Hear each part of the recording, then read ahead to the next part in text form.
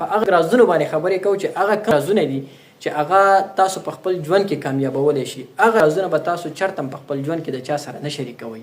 په هغه کې اولنی راز ګولز دي، ګولز پلانز دي. ستا د مستقبل څه ارادې دي، تا څه ګولز دي، څه مقاصد دي، تا کوم ګولز ځان ته ایښودي دي. که ته چېرته په خپل ژوند کې کامیابېدل غواړې نو خپل ګول او خپل پلانز د چا سره مه شریکوه، ځکه چې دور داسې دی، وخت داسې دی، که ته چېرته خپل ګولز خپل پلانز چا سره شریک کی نو خلک به تا ډیموټیویټ کوي. هر کس به کوشش دا کوي چې زه دا ډیموټیویټ کړم، څوک به هم تا نه اپریشیټ کوي. هر سړی به دا کوشش کوي چې د ده خپې ووم چې دا مخکې لاړ نه شي. نو که تاسو په خپل ژوند کې کامیابېدل غواړئ نو اولنۍ خبره دا ده چې د خپل ژوند دا راز به له چا سره هم نه شریکوئ چې زه په خپل ژوند کې په کم ګولز باندې کار کوم، زما کم پلانز دي، زه کم ځای ته ځان رسول غواړم. که دا تاسو چا سره شریک کړئ نو یقینا دور داسې دی چې خلک به ستاسو خپې ووایي او دا حقیقت دی. د دې نه موږ انکار نشو کولی.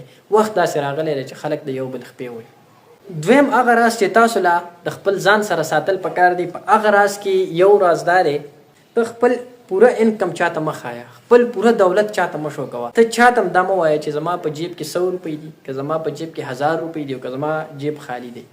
ځکه که په جیب کې د پیسې کمې وي او یا د جیب خالی نو خلک به ستا مذاق وړوي.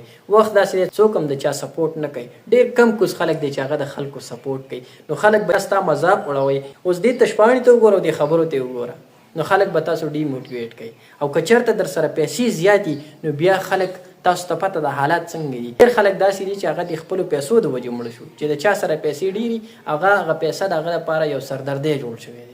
دا زمونږ د ملک حالات دي چې د چا سره پیسه ډیره ده هغه پیسه د هغه انسان دپاره سردردی جوړ شوی دی.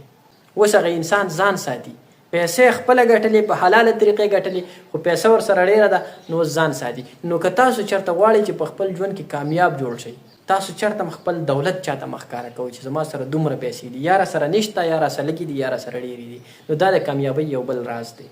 دریم د کامیابۍ هغه راز چې تاسو د چا سره مه شریکوئ هغه دا دی چې تاسو خپله کمزوري چاته مه ښکاره کوئ. کله چې تاسو خپل یو کمزوری پوینټ، یو ویک پوینټ، یو خپله کمزوري چا سره شریکه کوئ، چاته ووایئ چې یاره دا کمزوري ده زما، هغه به ستا د هغه کمزورۍ نه فایده اخلي.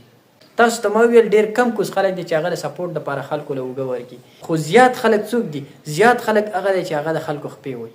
نو چېرته هم تاسو خپله کمزوري د چا سره مه شریکوئ. که تاسو یو کامیاب ژوند تېرول غواړئ، یو کامیاب انسان جوړېدل غواړئ نو خپله کمزوري چاته هم مه ښکاره کوئ. د کامیابۍ پنځم راز درته وښیم. که ته غواړې چې زه یو کامیاب انسان جوړ شم نو تاسو خپل تعلقات چېرته هم چاته مه ظاهروئ.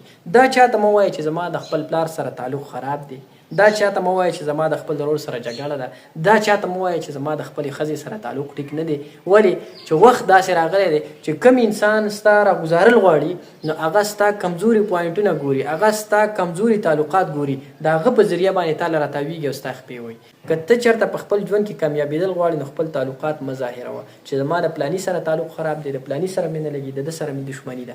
دا تاسو بیا کامیابۍ ته نه پرېږدي.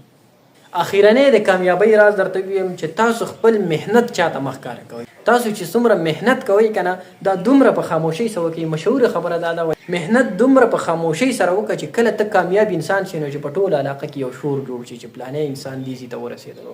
نو خپل سټرګل، خپل کوشش، خپل محنت دا پټ وساته، دا چېرته هم چاته مه ښکاره کوه. که چېرته هم ته خپل کوشش، خپل سټرګل دا ټولې دنیا ته ښکاره کړې نو بیا به تاسو ته ما ویل خلک ستاسو دپاره د ناکامۍ لارې ګوري.